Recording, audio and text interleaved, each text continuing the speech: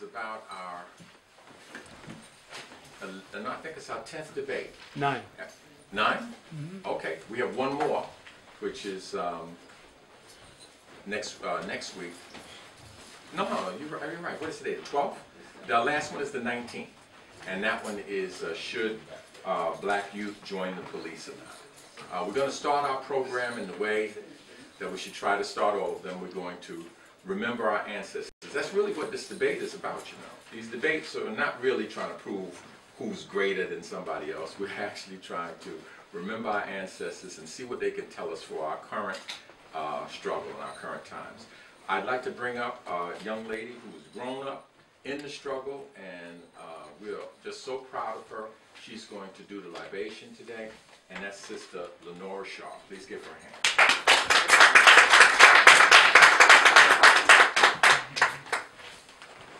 So before I begin, I would like for my elders to ask them for permission to speak. You have permission? So first we pour libation for our ancestors. We pour libation for Dr. Clarke, whose house we are in. Ashe. Ashe. We pour libation for Dr. Ben, one of the ancestors who just passed away a few weeks ago. Ashe. Ashe. And now we pour libation for your ancestors, so you can call them out now. Ashe. Ashe. Ashe. Ashe. Dr. Ben. Ashe. Journey Truth. Ashe. Malcolm X. Ashe. Martin Delaney. Ashe. Frederick Douglass. Ashe. Ashe. Ashe. William Edward Blyden. Ashe. We pour libation for our ancestors whose names we do not know, but we feel their spirit. Ashe.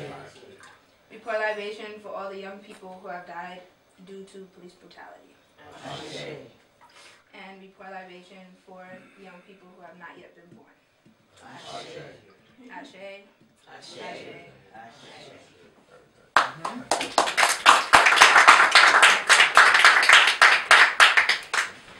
Okay, are you ready for the greetings?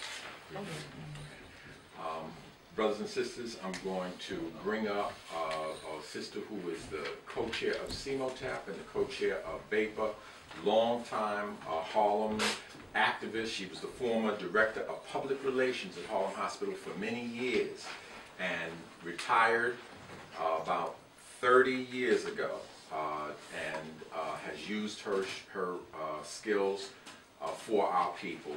Please welcome to the microphone Sister Betty Dobson.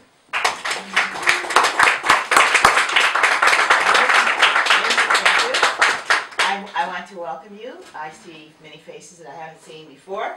So if this is your first time, let's see it by show of hands. Is this your first time?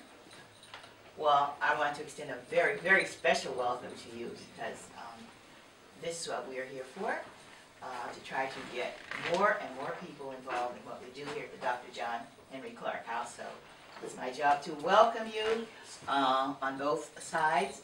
I'd like to indicate to you that you are in for a treat.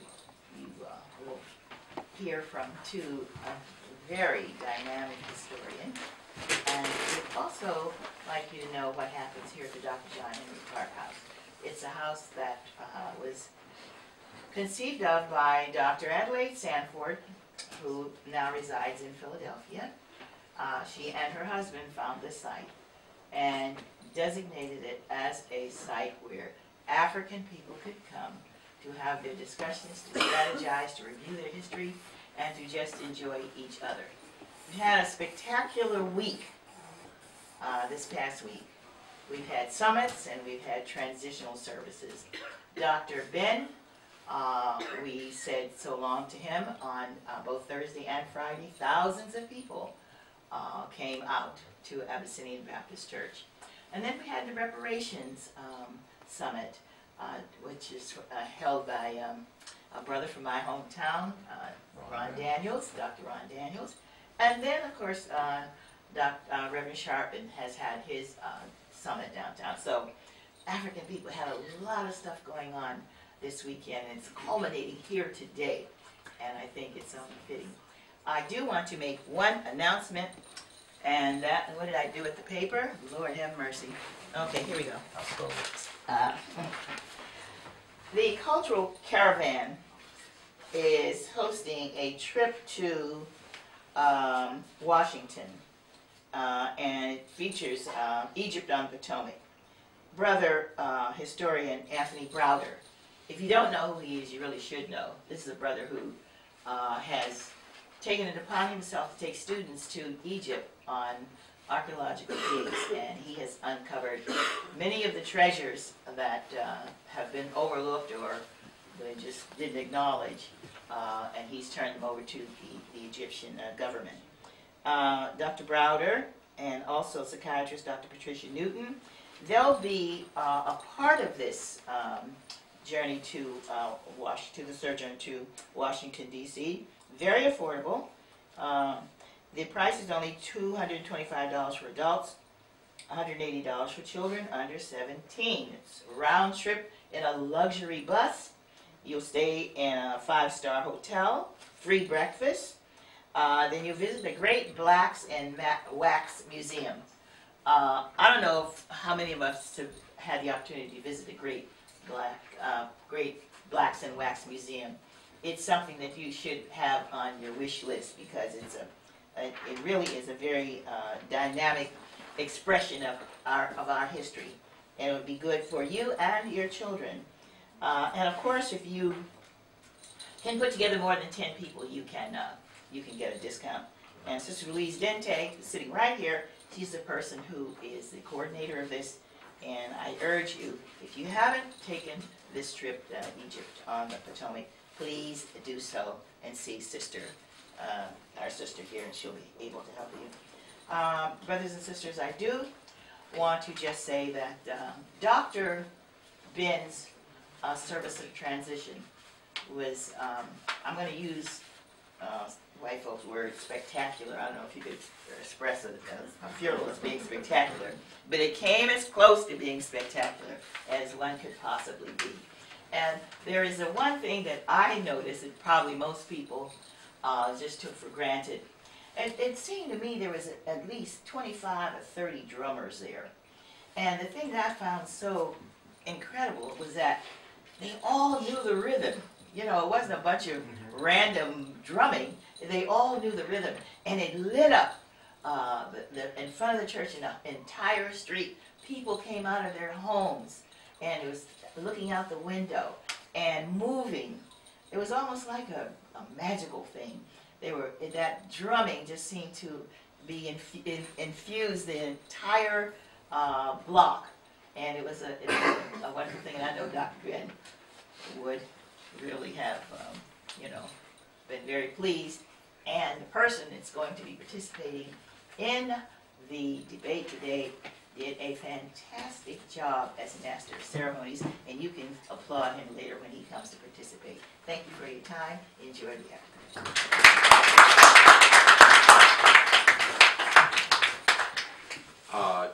Did everybody enjoy their meal downstairs? Yes. Okay, good. No complaints? No. Because we're going to throw you out if you have to. No. But we don't want to acknowledge the people who made that meal possible downstairs. Several of the sisters who cooked and who brought things.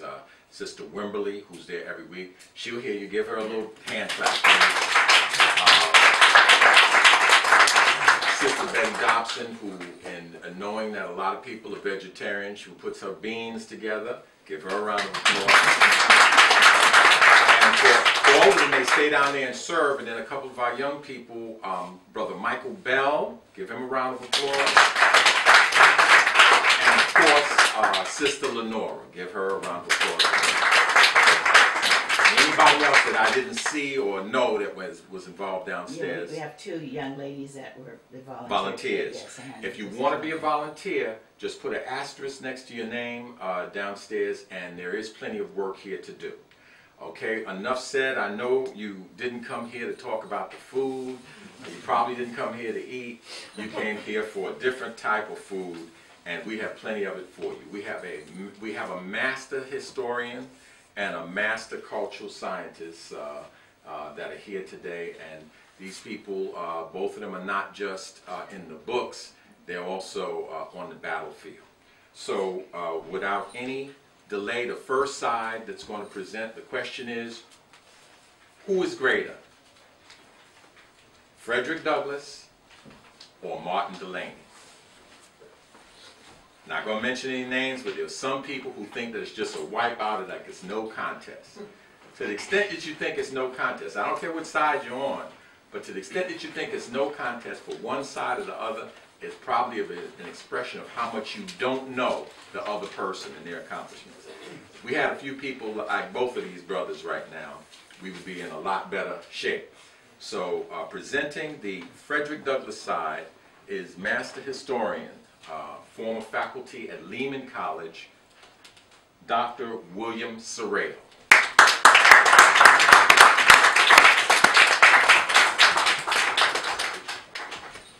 Yeah, thank you and good afternoon. 20 minutes is not a lot of time to speak about someone as great as Martin Delaney and Frederick Douglass. So what I'm giving you is skimming, and that means you have to go to the library, because Douglass edited several newspapers, the North Star, Frederick Douglass newspaper, Douglass Monthly, and the New National Era. And they're all located in Schaumburg. Plus he wrote 3 autobiographies. Plus there are at least 6, 7 books about him, and another one coming out soon. Douglass, let me start off with Douglass saying something about himself. And this is in reference to being broken by a slave breaker by the name of Covey. He was broken in his mind and his body and his spirit, because the thing was, Douglass, like many enslaved people, was somewhat rebellious, and rebellious people get whipped and broken. He said, quote, "I am a slave, and a slave for life, a slave with no rational ground to hope for freedom." Mm-hmm. Now, if that's all we know about Frederick Douglass, we wouldn't be talking about him, because he, like millions of others, would have died, and his bones would have turned to dust, not to be remembered by anyone. But Douglass became a great person. He was an orator of magnificent quality. He was a preacher. He was an editor, as I said, of newspapers. He was a statesman, a diplomat. He was an author. The thing about Douglass, Douglass felt that he was a representative of African people in America because he was enslaved. And therefore, since so many were like him, that they represented the norm. Martin Delaney felt that he was the representative man because his blood was unadulterated. His grandparents on both sides came from Africa. And so we get into this issue, which is unfortunate at times, this issue of color. Those who are called, quote, mulattoes, are those who are called pure blacks. Anna Julia Cooper, who's an educator, criticized Martin Delaney for saying that his unadulterated blood made him representative of the people. She said, "No man can represent the race. Not Martin Delaney, not Frederick Douglass, not Henry Highland Garnett, not William Wells Brown, not James Theodore Holly." She said representation came from the masses. And the masses, they're not just one individual. Now I just want to highlight some of the points in the life of Frederick Douglass. Douglass said things that are very relevant today if we pay attention. We talk about holidays on the plantation, and some owners, out of a scheming mechanism, would give their enslaved property time off, like a week off between Christmas and New Year's. And Douglass said that the industrious enslaved person would use that time to make something, make a broom, make something, a basket, something they perhaps could sell somewhere on the roadside and have a few coins. He said, however, Many of them use that time to engage in sports, running, wrestling, even boxing. If someone offer a bet, next week's cornmeal, next week's flour. And Douglas said the owners would give these people whiskey to drink, to get drunk. And Douglas said by the end of the week, those who drank so much were so drunk they were happy to go back to work to get to a routine. But he said, it's the sober thinking slave who is dangerous. The sober thinking slave is the one who's going to think about how can I run away, how can I plot, how can I overthrow the system. And if we think about ourselves today in terms of abuses of alcohol and drugs, then we know who's not sober and we know who's not thinking. Another thing that Douglas talked about was July 4th, and probably many of you read his statements. What does July 4th mean to the slave? In which he talks about the hypocrisy of so-called American democracy. And if you haven't read it, it's not hard to find. I'm sure you can find it on the internet. Douglas is what people today will call a feminist. He was very much in support of the rights of women. And he had on his on the masthead of the North Star, a reference to not coming out with distinctions about sex. Now, what we have is we have these women who are suffragettes who are trying to get the right to vote. And Douglas did attend their convention in Seneca Falls, upstate New York, and he gave his support towards women getting suffrage. However, in 1870, when Congress was ready to enact the 15th Amendment to the Constitution, to give newly free African American men the vote, the franchise, white women, Susan B. Anthony and Elizabeth Cady Stanton, told Frederick Douglass that you should speak out against this because it only involves black men, it doesn't involve white women. And Douglass basically said to them, you have brothers and fathers and uncles and other male relatives, and they have the right to vote. So by extension, you can influence them. He says, black women will help us, black men, and they can influence us. And then he added that until white women have been beaten and scarred and branded and mistreated the way African American men were treated on plantations, then he'll speak to white women about their rights to have the franchise. And that caused a lot of people get upset, but Frederick Douglass was one who spoke his mind. A few other items about Douglass. When the Civil War broke out, he's very well known for saying men of color to arms. And at that time, he was saying men of color in New York to go to the state of Massachusetts. The reason because New York State, with the governor Horatio Seymour, was opposed to cooperating with the Department of War to have African American males enlist into the military. So Douglass said, go to Massachusetts and join, and two of his sons joined the 54th Massachusetts Regiment, the one that was in the movie, Glory. And Douglass said, men of color go to arms because we need to remember the spirits of Nat Turner and Denmark Vesey and Shields Green and others who died with John Brown. And we need to go because the bullet will free us. The right to have the bullet to shoot will give us our freedom. In 1883, at the Convention of Colored Men in Louisville, Kentucky, Douglass said, who would be free must strike the first blow. And some argued that perhaps being that militant might upset the Republican Party because most African American men were Republicans. They would not be Democrats. Democrats were considered the party of slavery, the party of Ku Klux Klan, the party of racism. And so Douglass says, if the Republican Party is upset, then that's their problem. He said, our manhood is more sacred than any party can be. Now, we know that Frederick Douglass was one who... I'll give him another minute. But at this point, we're going to hear from one of the cubs of Dr. Clarke and Dr. Ben. Please welcome Brother James Small.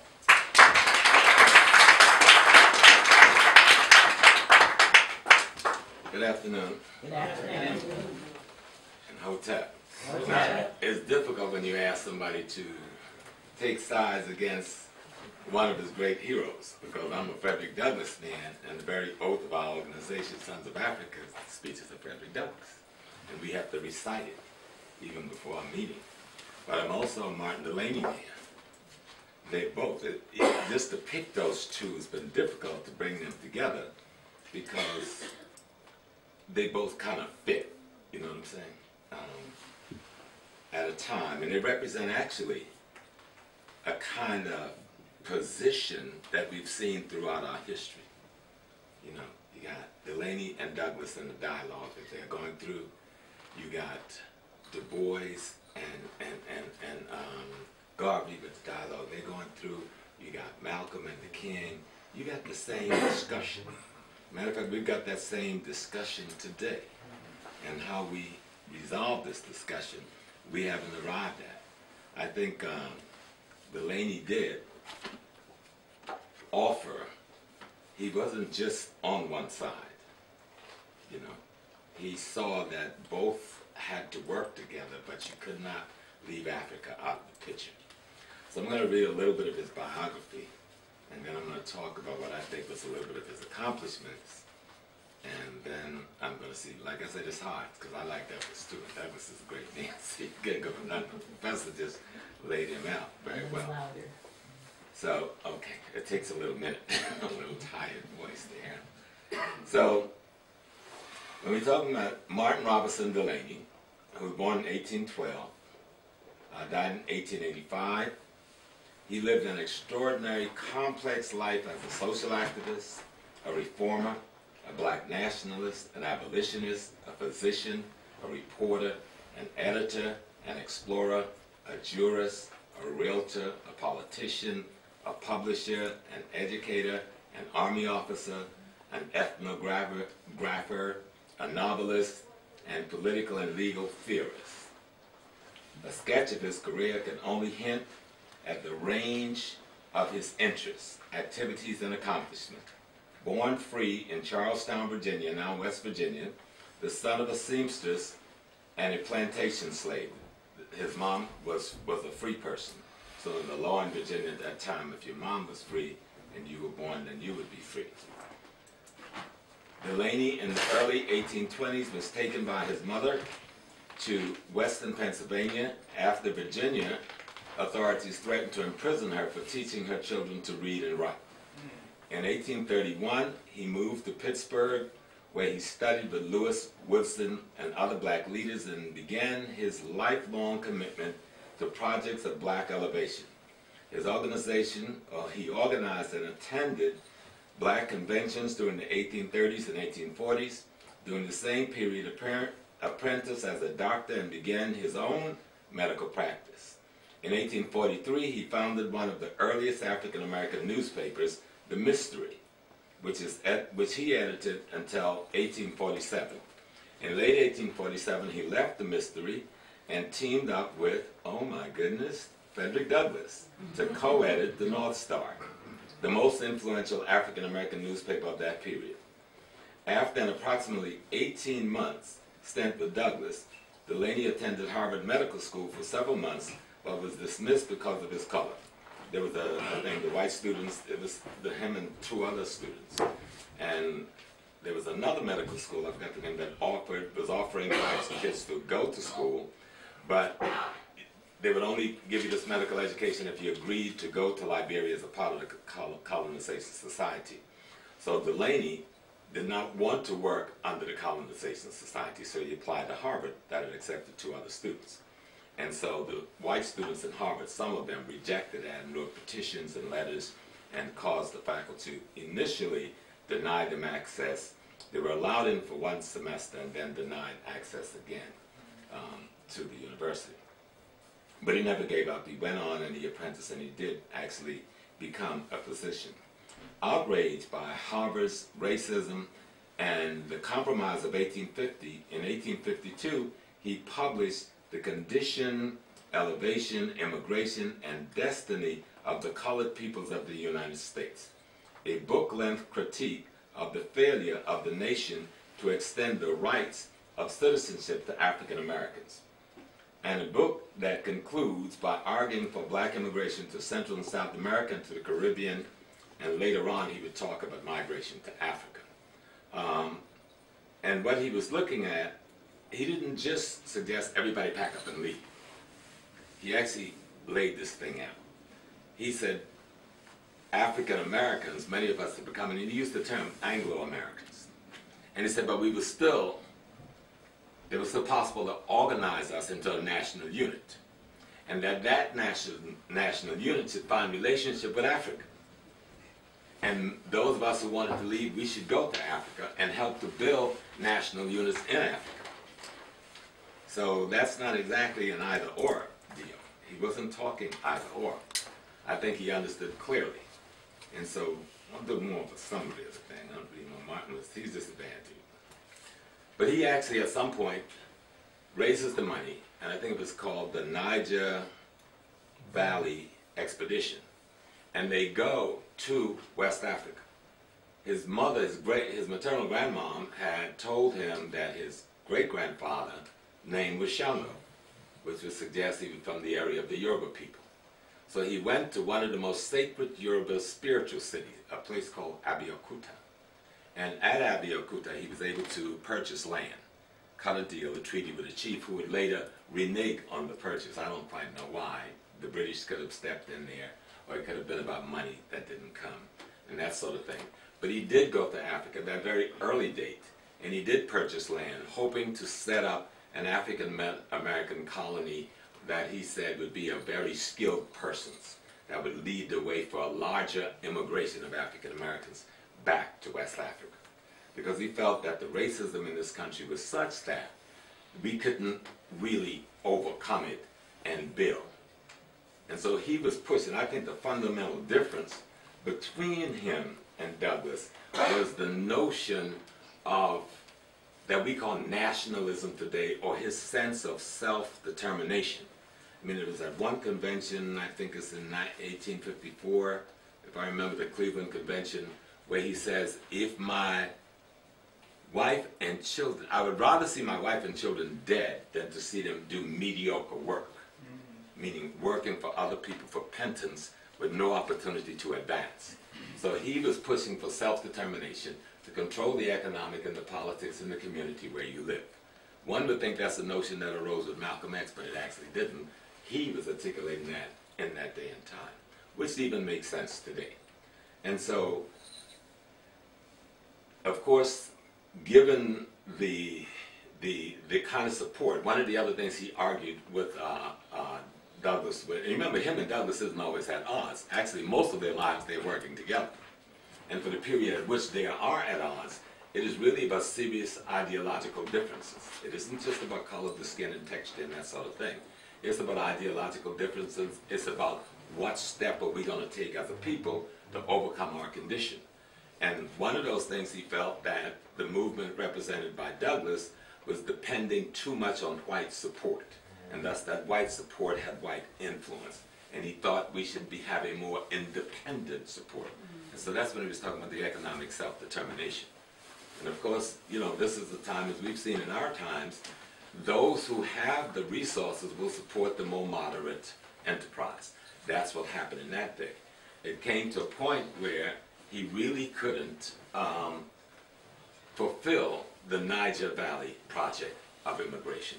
And so he went back to work in what he called the integrationist process with Douglass and others, and he began to push for more development for our communities right here in America. You know, at that point he would move to South Carolina, he would get involved in politics, he would even run for political office in South Carolina. He would lose the election running with the Republican Party, which was the party of Lincoln, but also get discouraged with that party and go with the Democratic Party in South Carolina, where he almost lost his life. I understand in some of the readings where one of the black militias decided to fire on a rally of this white guy from the Democratic Party and instead almost killed Delaney. But he survived, and he continued the rest of his life working very heavily, in the end promoting those who wanted to move to Liberia. Probably at the end phase of Liberia, he did more to promote Liberia immigration than anyone else.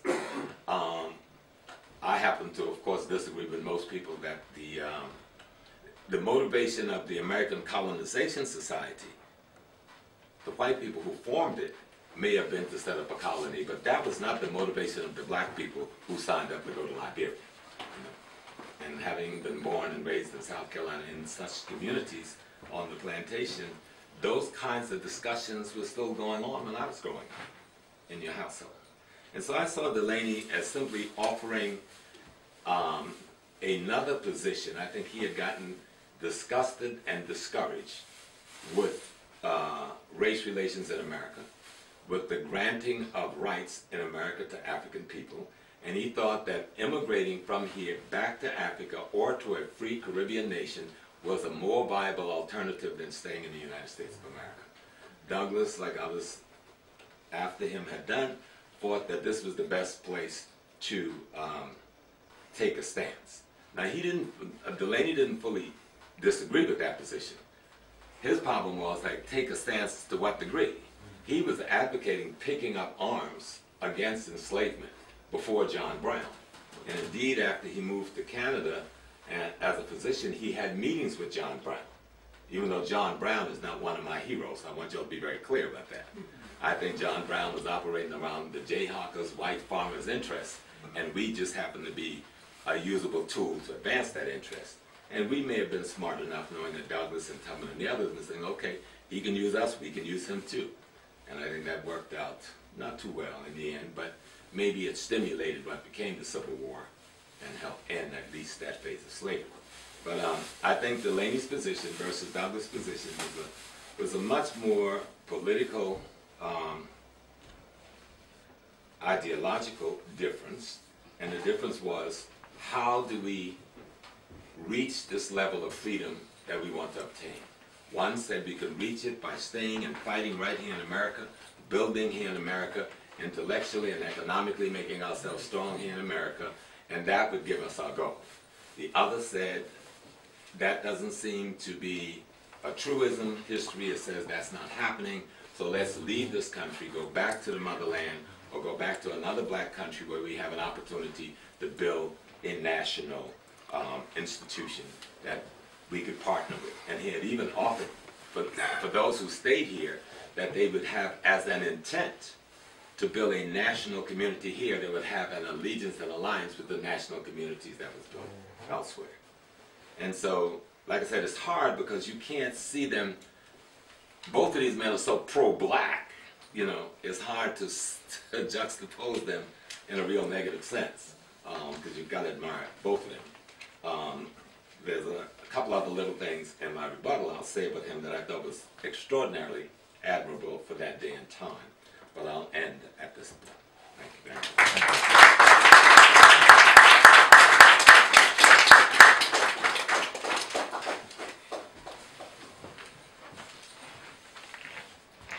He did an excellent job, didn't he? Give him a round of applause. Short and sweet.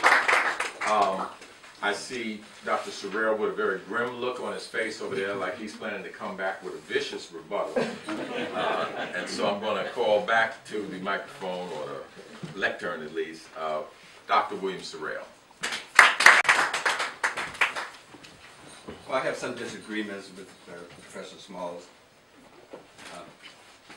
First of all, the American Colonization Society was started back in 1817 by white individuals as a means to send those of us who were not enslaved to what became Liberia, or to help those get out of slavery and go to Liberia. It was denounced by most leadership in this country as being racist, trying to separate the free from the enslaved. Delaney, at one point, when Harriet Beecher Stowe wrote Uncle Tom's Cabin, he was very critical of the novel because she talked about colonization and Frederick Douglass didn't speak out as clearly as Delaney did. But Delaney also went to the American Colonization Society trying to get funds. He went to England, Scotland. He went to England and France to help fund his Niger Valley experiment. Delaney also, see, the problem here is timing, because in 1854 there was a Color Men's Convention in Cleveland deal with the concept of immigration. The delegates all agreed, we're not going anywhere. We can't go anywhere as long as slavery exists. It's our duty to stay here and to agitate and fight to end that institution. And that's the reason why there was so much conflict and anger towards people who were encouraging others to go. When J.J. Roberts, John Jenkins Roberts, first president of Liberia, came to the United States in 1870. And he went to a convention in Washington, D.C. And he wanted just to give greetings from Africa. And the sergeant at arms said, "You cannot enter, sir. You left us, you deserted us in our time of need." That's the type of animosity against those who were immigrating. Now, Delaney sought to have immigration to East Africa. I just want to just read something if I can start me to see in here. Yeah, he wanted, in I think it's 1852, to have immigration to East Africa. This is before West Africa. And what he was talking about was, and this, quotes from, because he had correspondence with people, and he was saying that the Africans are tractable and docile, and the land is ours to possess. Now, my concern, and I think the concern of a lot of people going back over 100 years ago, was what kind of value system are we talking about when people are going to immigrate and they're talking about the land is ours to possess? Well, who gave them the right to possess land in another part of the world? And who gave them the right to say, well, these people are malleable, they can be easily manipulated, and we're going to bring our values. And that's what he talked about. Delaney talked about that. So did Henry Highland Garnett in the African Civilization Society that was established here. So did Bishop Henry McNeil Turner. And anybody talking about going to Africa, to whether it's to colonize or to immigrate there, we're talking about bringing Christianity and civilization. Well, what civilization? Well, Western civilization. And I just want to read to you a letter that was written to John Everett Bruce. John Everett Bruce, I wrote a book about him, and John Everett Bruce was a Pan-Africanist who was associated with Edward Wilmot Blyden and Alexander Crummell, and he was Garvey's private secretary for a time. And this is a letter, 1902, from Majola Agbabi. Agbabi was president of the African Baptist Union of West Africa, and he delivered his inaugural sermon at the celebration of the first anniversary of the establishment of the African Church in Lagos, Nigeria. Agbabi was an ethnic Yoruba whose father was a Christian missionary, but unlike some Western-trained African theologians, Agbabi recommended that West Africans worship in an African style with original songs and tunes for an African Christianity. He urged Africans to eschew the hymn book, the prayer book, pews, and quote, the white man's style, the white man's name, the white man's dress, end quote. His criticisms of white Christians extended to African American Methodist and Baptist missionaries who came to Africa to establish, quote, civilizing missions, end quote, and to eradicate, quote, heathenism among the indigenous people. Agbabi saw hypocrisy in Western Christianity because its followers drank liquor, smoked tobacco, and danced with the spouses of others. Quote, we have to cease to preach men into heaven and begin to preach heaven into men. We have to cease to preach men out of hell, fire, and damnation, and preach hellfire and damnation out of men. We have to be supremely earnest in teaching men how to live and be carefully indifferent as to how they die. And then he added that the sermon should be given in African languages and not English. Now that's just a small part because everybody who came from this country came from a Western perspective. What did they know about African cultures, African civilizations, African languages? So when Delaney went to, well, Delaney was supposed to be involved with John Brown, but he conveniently was outside the country at the time of John Brown's Harper's Ferry attack. And he was in Scotland trying to raise funds. And he,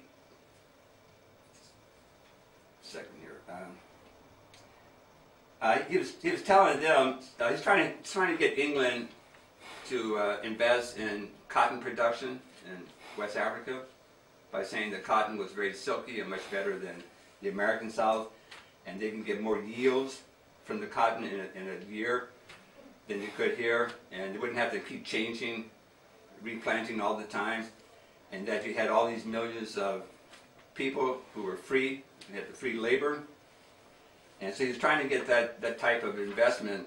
But again, he talked about, you know, the people being tractable and docile, and we can come in and we can take over this land, and that's colonizing.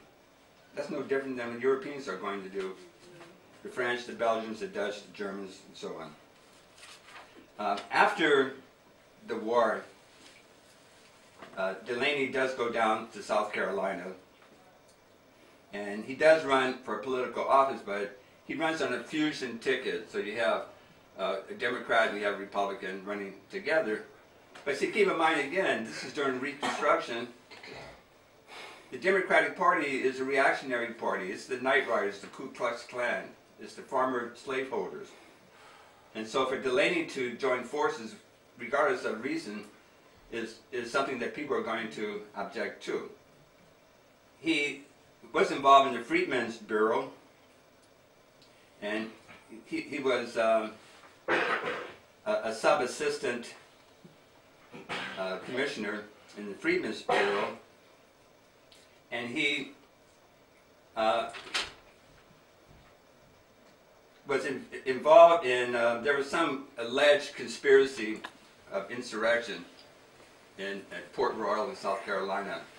So Delaney volunteered to basically put down the insurrection. Now these are black folks who might be engaged in insurrection, and he's volunteering to go there and put it down, and it turns out to be like a rumor, so nothing took place. Also in South Carolina, he decided to have an alliance between northern capitalists and southern white landowners and ex-slaves to produce crops, and supposedly the profits would be equally divided. And Delaney was in charge. He put himself in charge to form these contracts with the workers, and he was very, he was a dictator. I mean, people call him a dictator because he had all these regulations and rules. You cannot imbibe alcoholic beverages and so forth. And see, again, it raised the question of tactics, because who are the southern white landowners? The former slaveholders. And so it became like a subservient position akin to slavery, but not quite slavery. And so these are some of the things that Delaney was engaged in at this time, right after the Civil War years. Now, I'd like to conclude by just giving a comment from John Edward Bruce about Delaney and Frederick Douglass in terms of, you know, achievements and greatness. John Edward Bruce knew Delaney when Bruce was a young child, because Delaney had a room in Bruce's mother's boarding home, and he was very much impressed with Delaney. And he said, quote, he called Delaney, quote, the blackest, jolliest, and the most brilliant Negro I've ever seen or known. And then in 1923, Bruce recalled Delaney. He said, meeting him was the greatest impression on his young life next to the assassination of Abraham Lincoln. So that's pretty impressive observation. Okay, this is what he said about Frederick Douglass. Just lost my page. Just give me a moment, I lost my page.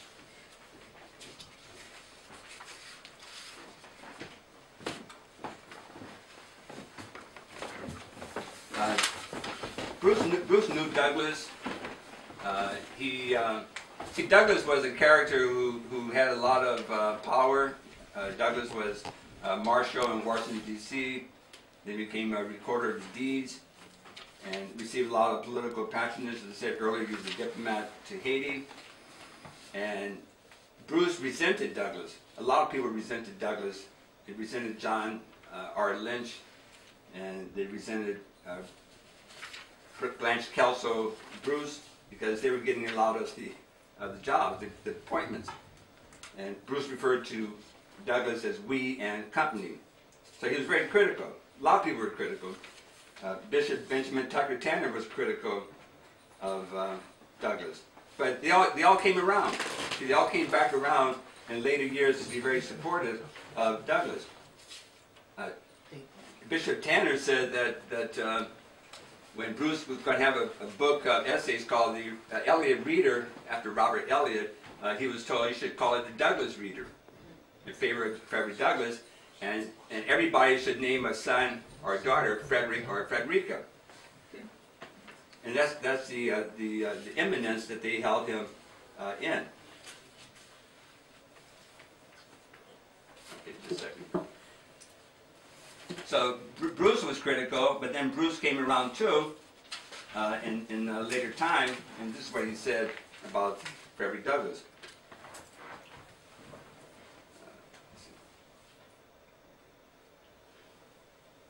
1895, after Douglass had died, Bruce mentioned Mr. Republican with love, and his admiration for the race leader grew with the passing years. In an undated draft written after 1900, Bruce characterized Douglass as one who was more loyal to his race than ever was to him. He followed the American Negro for shameless showing of lip loyalty to his best and truest and ablest men. Ironically, in light of Bruce's own previous attacks, he lamented critics who were too concerned with Douglass' social and domestic affairs. On December 31st, 1916, in Reflected, Bruce wrote that Douglass' memory is the shrine at which we bow and lay our offerings, for the laurel wreath rests on thy sable brow, and men who love thee sing thy praises. Now Douglass, farewell. Bruce wrote these passionate words of respect because he believed that Douglass was not an opportunist nor a sycophant, but, quote, the greatest man the race has produced. Douglass demonstrated, quote, to the world the possibilities that be hidden in a black skin.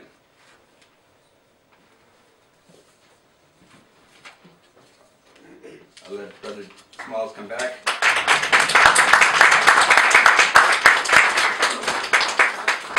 Come back hard. Yeah, when he came in, I saw the way he came in hobbling, you know, like I got it. Well, my dilemma is I love them both, and the truth is history treats them both better than either of us are going to be able to say. History should treat them. I would disagree with the professor. I got to see how my brain is working here today. I'll start with the question of Christianity. At that 1954 or 1854 convention, he actually chastised Douglass and the African-American male community for their over-reliance on Christian faith and lack of involvement in reality. And he suggests that what they should do if they wanted to use Christianity, and because it was the pervasive religion, then they ought to find out how to make it work better. He even went as far as to suggest if you want to use that religion, then let's go and build a Jerusalem in Ethiopia. So we have a black focus. He realized he couldn't be anti-Christian, but he was very critical about the way we use Christianity in America. The statement of docility of the Africans, a lot of people were saying stuff then, and the truth is we're still too damn docile today. They need some of us over there today. But slavery was a real issue on their minds. This is a man who knew the legacy of his family and where the family was from, and how the family got to be here and not there. And when he went to Britain, he wrote in a document, and he said the reason he sought alliance with Britain, at that time Britain had abolished the slave trade in its colonies. He stated that Britain was well involved in the slave trade, but at this time Britain was the only state that had abolished the slave trade, and so that's why he went to Britain to seek some alliance and to seek some finances to set up that project. There was no place else in the world to turn. And the logic would be to turn to the place where not only have you abolished slavery, to whatever degree the British did it, you know, in the whole Wilberforce thing, whether it was in their heart or in their pocket, it had been done. And the fact that the British ships were on the sea, stopping slaving ships that were still coming to America and other places at that time. And so he made that choice that these are the persons I can ally myself with to try and do this project. But America was not interested at all in Africans, and I agree with my comrade that during that period of Liberia, we weren't out of bondage slavery yet in America, so they were talking about getting rid of the free blacks. And Delaney's position was, and that's why he would not even accept the scholarship to medical school, because those persons have to pledge themselves to colonization and work in Liberia under the colonization society. He spoke out against colonization. Whether colonization as a term was the term that you used in those days to describe settlement, that might have been the term, but he kept talking about immigration. But he was called a colonist for talking about immigration by Douglas and his comrades. They're the one that labeled him the colonist. He never labeled himself that. He never labeled himself that. And I think in his words can tell you pretty much where he's coming from. I'm not going to take long, even in the South Carolina issue, you know, after 1865, I think it was, when he had the meeting with Abraham Lincoln, and he was commissioned an officer in the American Army, in the same army that Douglas and them all support. If you're a major in the Army and there's an insurrection, it's your job to go and take care of it. Now, you can be an insurrectionist too, but you can't have your cake and eat it too. He did join the Union Army, and he did become an officer in that Union Army. He did engage in fighting, and during that period that he was up in Canada practicing medicine, and we all understand he went to Canada to practice medicine because of the contradictory attitude Harvard and other institutions had showed to him in getting a medical license here. During that period, he met with John Brown. John Brown, like I said, is not a hero of mine. I don't think John Brown did anything significant for black people. I think John Brown was carrying out the white, poor, working, farmer population interests of Kansas. And in the course of doing that, he was forced to have an alliance with us because we were the only army he could have. Because he couldn't build a white army. And the only place he can go was to try and build a black army, and that wasn't successful. You know, so Harper's Ferry may be a big thing in some people's history book, but it's not a real big thing in the history book. Because when we start looking at the Democratic Party and the Republican Party, you will find no fundamental difference in their political position, even at the time of Reconstruction. Because the whole concept that sold us out in the Hayes Compromise, those were the Republicans. The northern businessmen controlled the planter South, even during slavery. So we have to analyze that with a little kind of, you know, in terms, even today, we have to analyze how we choose sides. You know, there's some who say Reverend Butts shouldn't be a Republican. And I find no difference in terms of the interests of the bankers and the institutions that support those parties. And I don't think Douglas nor Delaney were fools in those days. They knew who the parties were that supported those parties, because those are the people that both of them had to go to for assistance. The abolitionist movement was financed by these very people. And so I think the greatest difference between the two men, I really don't think the difference is that great, frankly. I have to be frank about it. I don't think the differences were that great. I think Douglas was an extraordinary leader.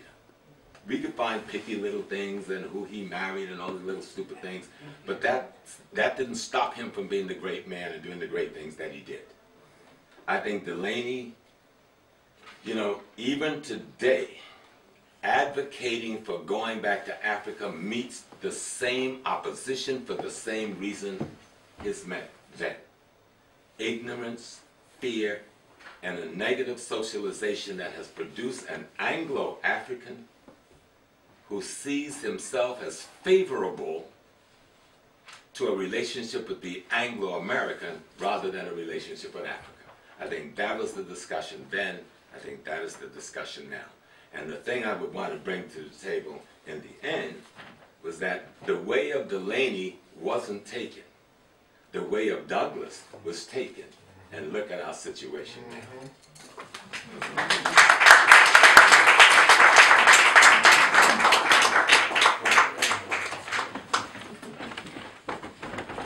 They both did a good job, didn't they? But they're not finished.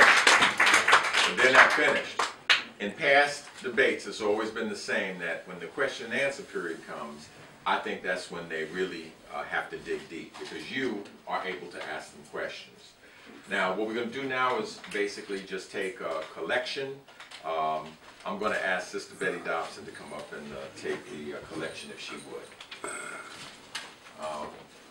This is for John Henry Clarke House. To keep this house is very, very difficult, and we ask you to be as generous as you can. Yes, brothers and sisters, I'm going to start. I'll be back.